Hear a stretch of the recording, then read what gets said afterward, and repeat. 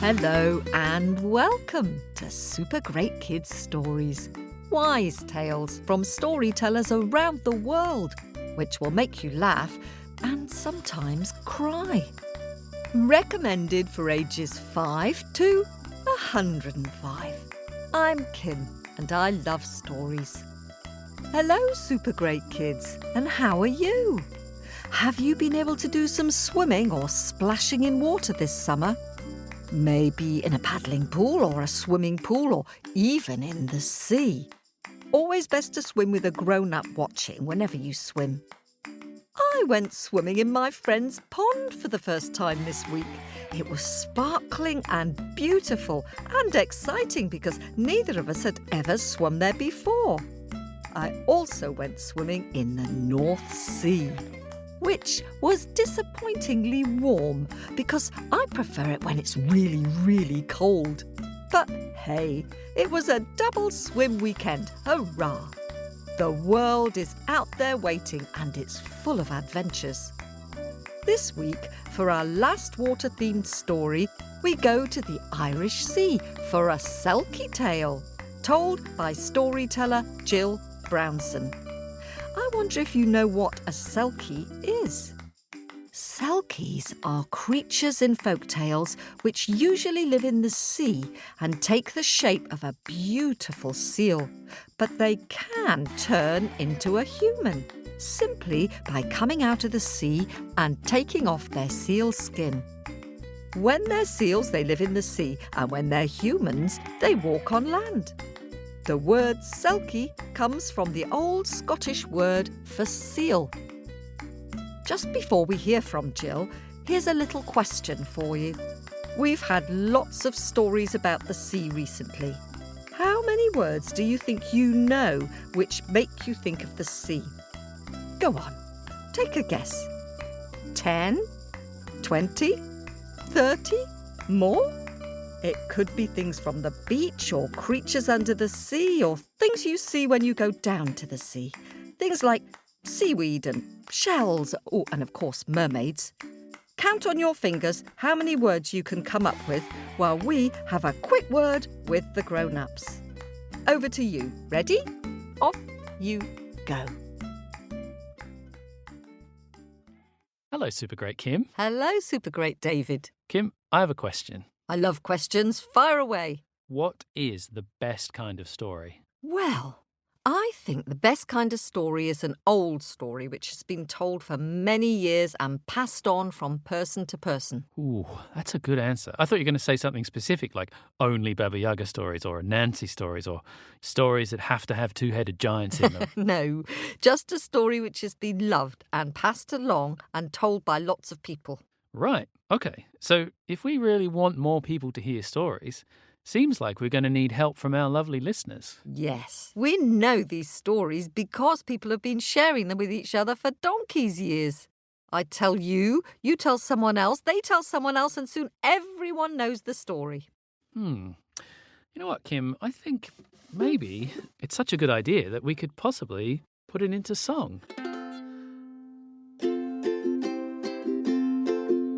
If you tell a friend and I tell a friend, we'll all have a super great time. And if they share one and they pass that along, a whole lot of us, a whole lot of us, a whole lot of us will have a super great time.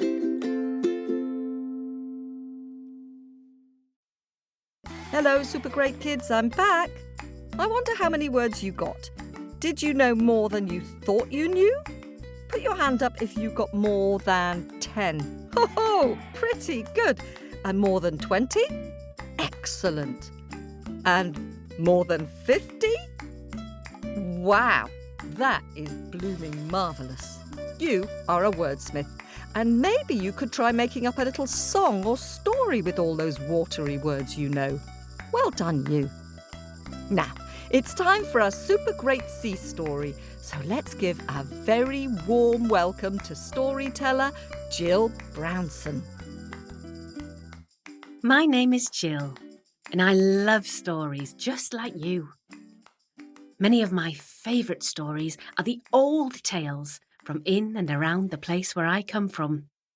I live in Wales, which is a small country in the United Kingdom. My home is on an island called Holyhead, which is famous for its port and all the boats that travel between Wales and Ireland on the Irish Sea. And today's story comes from there. It's called Eve of the Selkie Folk. So I like to start and end my stories with Welsh phrases. I start with Amser maith yn ôl. It means a long time ago, or once upon a time. And I end with a dyna ni ar y diwedd, which means, and here we are at the end. You'll hear an old Welsh song as well. But now, it's time for our tale. Amser maith yn ôl. When the world was still full of magic, there lived on the coast of Ireland a great chief, someone very much like a king. His name was Thady O'Dowd. Now, for many years, Thady had been enjoying his life, out hunting with his friends, feasting in his hall every night, having great parties. And everyone in his village had started telling him that eventually he'd have to find a wife. For every chief or king must have a queen so that they could have a child who would one day become a chief or a king too.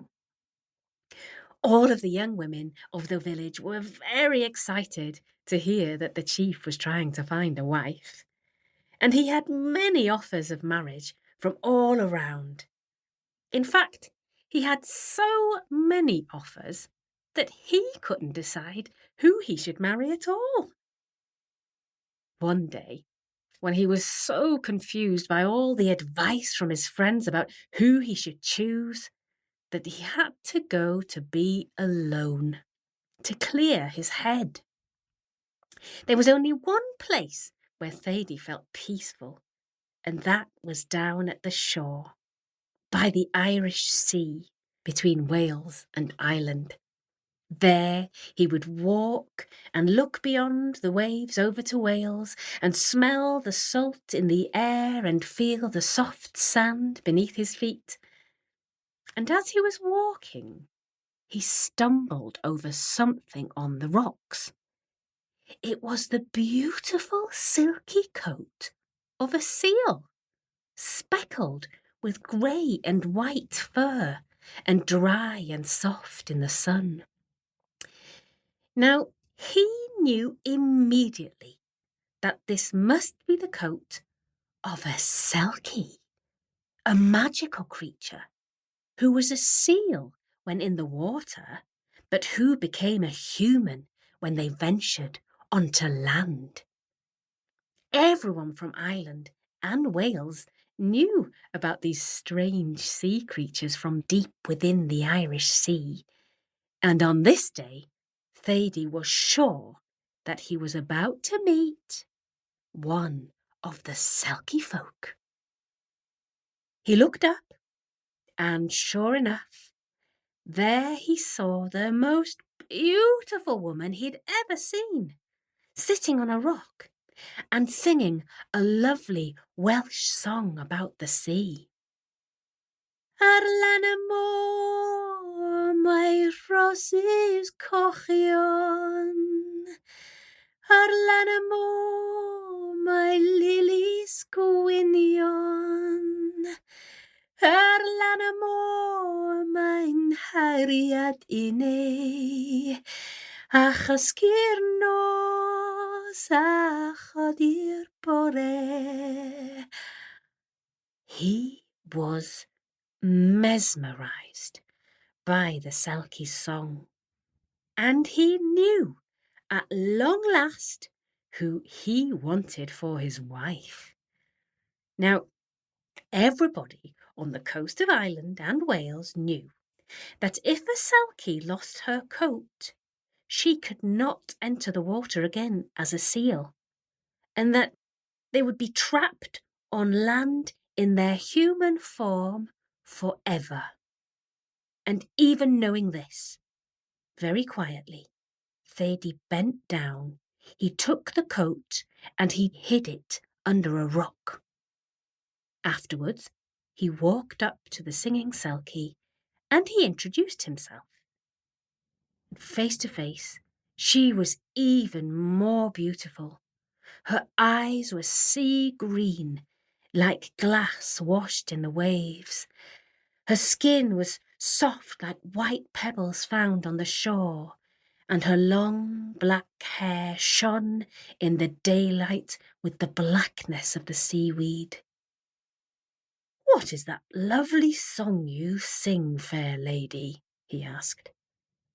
She told him she was singing of the beautiful flowers found blooming beyond the shore, and how they reminded her of the love that humans often felt for each other. She told him her name was Eve, and that she'd come from the sea just to feel the warmth of the sun for a short time before joining her seal family beneath the waves. He looked up to the sky, and he wondered that the sun would soon disappear, for grey clouds were forming, and a storm was sure to come. He offered her his own coat to keep her warm, and he offered to take her back to his hall to sit by his fire. But the silky lady, she became scared and started looking around the beach. She said, "Thank you, but I have no need of your coats, for I have my own. It's here somewhere. I know it is. It's my seal coat, grey and white. I laid it on the rocks just there. Did you see it? Oh, please help me. I cannot return to the water without it." And Thady looked around, knowing full well where the seal coat was, in the dark hiding place he had found. And the rain did indeed start to fall. And Thady O'Dowd promised they'd return the next day to find her seal coat. With great sadness, Eve agreed, and Thady put his coat around her shoulders, and they returned to his hall in the village. He ordered his servants to fetch her food and drink, and ordered the women to find her a dress. And that night, Eve eventually fell to sleep, wearing human clothes and sleeping in a human bed for the first time in her life, and tears fell on her pillow as she went to sleep. When Eve and all his servants were asleep, Thady crept out of bed and down to the beach, and under the moonlight he found the seal coat exactly where he'd left it, under the rock. He picked it up and went back up to his hall, where he locked it in his hunting chest and hid the key behind a loose stone in his fireplace. Thady then went to sleep, knowing Eve would have to stay with him forever. The next day, he ordered everybody in the village to go down to the shore to find Eve's seal coat. They looked everywhere, among the seaweed, under the rocks, in the sand dunes, but of course it was nowhere to be seen. All the while, Eve sat on the rocks, and her heart longed to be back beneath the sea with her family. Days turned into weeks, and weeks turned into months, and months eventually turned into years. Eve finally grew to love Thady, who she believed had treated her so kindly, and they married, and even had a daughter, who she named Mureen, an Irish name meaning born of the sea. And although Eve still longed for the sea, she did find happiness when she became a mother, and she raised Mureen on the shore, playing and swimming in the shallows of the water every day. One day, when Maureen was old enough, she asked her mamma a question while they were walking on the beach. "Mamma," she asked, "why do you love the sea so much? We come every day to this beach and play." Eve believed Maureen was old enough to understand. She said, "You've heard of the Selkie Folk, haven't you? Well, would you believe I am actually one of the Selkie people? I used to spend all my days among the fish and the creatures of the sea with my family, deep down in the Irish Sea. But one day I lost my beautiful seal coat on this very beach. Oh, you would have loved it. It was silky with grey and white speckled fur. But when I lost it, it meant I couldn't go back to the sea. So your dear father helped me and loved me and gave me a home on land." She went on to explain that for many years this had made her very sad, until she'd become a mother, which made her very happy. Maureen stayed very quiet for a moment. After some thought, Maureen said, "I think I know where your seal coat is, Mamma." Eve told her she must be mistaken, but Maureen went on to explain that on some nights, when she couldn't sleep and while she was lying in her bed, she would often spy her father moving an old stone from the fireplace and taking out a key, then going to his hunting chest, opening it and bringing out the most beautiful seal coat with grey and white speckles. He would feel it and smell it and then carefully place it back in the chest and put the key back in the hiding place behind the loose stone. Maureen had always thought it was just a hunting skin that her father was proud of. But it actually sounded much more like her mother's seal coat. Well, Eve was horrified. Could it be that she had been tricked all these years by the very man who she thought had rescued her? Eve turned swiftly, and they both ran back to the hall. Maureen showed her where the loose stone was hidden. They took out the key, and they opened the chest, and they did indeed find Eve's long-lost seal coat. Eve cried with joy and embraced her daughter, who was, after all, half Selkie herself. They ran back down to the sea they loved so much, and Eve said to her daughter, "How would you like to swim in the sea forever with me?" Maureen agreed. They both removed their clothes and left them in a pile on the sand. Eve wrapped them both in the skin, and they became two beautiful seals, one a fully grown adult and one a beautiful young pup. And they swam off into the deep waters to find the rest of their Selkie family. Thady returned that day and saw that his hunting chest was open and empty. For many years afterwards, it is said that he wandered the bay, calling out for Eve and Maureen, for the grey speckled seal and her pup. But every story must have its end. A dyna ni ar y diwedd.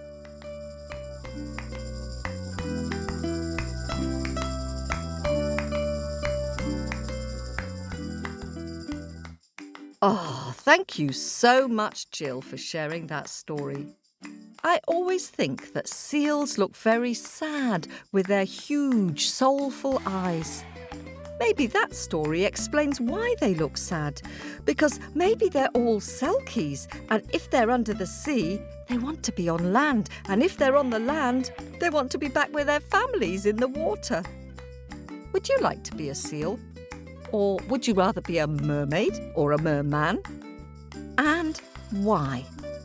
When I was little, I lived near some islands called the Farne Islands, just off Northumberland in the northeast of England. The islands are home to thousands of seals, and they're really quite noisy. They roar and bark and click, and the babies, or pups as they call them, make a sort of cooing sound as they call out to their mums. Very cute. Now, it's time to dip into my bag of happies and say hello to some of you owlets who've hopped into our nest from all over the world. Let's begin in Western Australia and say hello to 7-year-old Rami, who lives in Carrydale, which is near both the beach and the forest. Lucky you. Rami particularly enjoys listening to the scary stories. Ooh, very brave, Rami. Welcome to the club. And let's fly north to Central America now to give a big hoot hello to Callista, who will be 6 this week. Callista lives in Panama with her mum, dad and dog named Cookie. Her favourite story is the Japanese story Peach Boy, and they all love shouting "Oni wa soto," go away troll in Japanese. Well, I don't know that Cookie the dog joins in that bit, but Callista and her grown-ups do.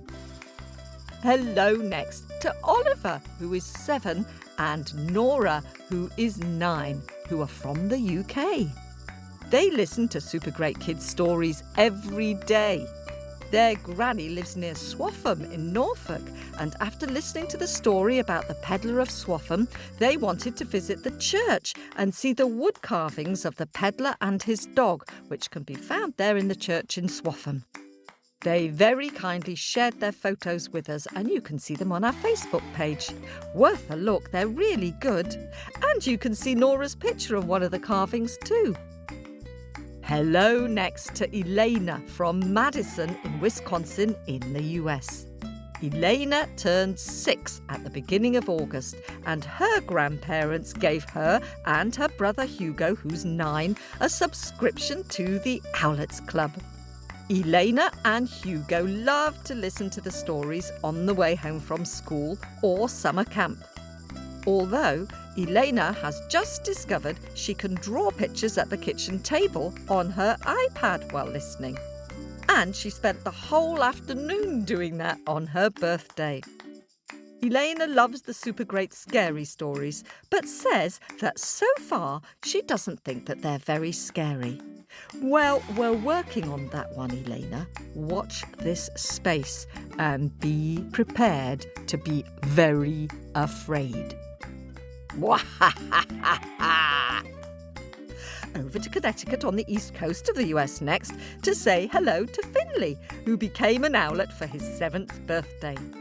Like Elena, his favourite stories are the spooky ones. He and his mum listen to the stories every morning on the drive to school. Happy listening. And we're hearing from owlets from all over the world this week. So we're now going to fly east to China to say hello to Super Great Stories fan Alexander, who is 7. Alexander, who's American, has lived in Shanghai in China his entire life. He loves to listen to Super Great Kids stories with his little brother Peter, who is 2. Alexander's favourite stories are the Anansi Spider ones, and he's also a Super Great Scary Stories fan. He loves to listen to the podcast on the drive home from school. And let's fly west next and head to Chicago in Illinois to say hello to Mia, who recently turned 6 and became an owlet as a birthday present from her parents. Mia is a loyal weekly listener and always listens on her way back from Dutch school. Her mum is from Holland. Mia's favourite stories are Baba Yaga, How and Why stories, and The Hairy Toe.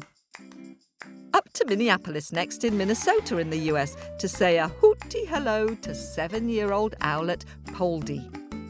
And another hoo hoo hoo hoo hoo to his sister Nelia, who is 3. Poldy loves the ghost with the bloody finger. He listens in the car, when drawing and when he's going to sleep. And his little sister and his mum enjoy listening to the stories too. Across the Atlantic to the UK next, to Epping Forest, to say hello to 7-year-old superfan Mirren and his 4-year-old brother Kyron, who also recently started listening. Mirren and Kyron's grandparents are from Sri Lanka, and Mirren was very excited to listen to the cake tree story, which is from Sri Lanka. They love listening to Super Great Kids stories in the car, and Mirren's favourite stories are the Anansi stories and, you've guessed it, the scary stories.